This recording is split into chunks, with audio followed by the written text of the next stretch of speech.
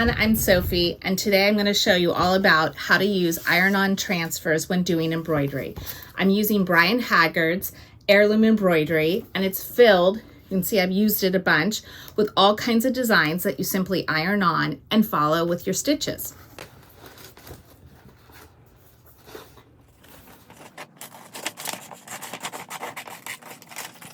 Okay, so now I have my design. In this case, it's a pumpkin, and I'm gonna center it on the Hirschner flour sack towel that I'm going to embroider the design on.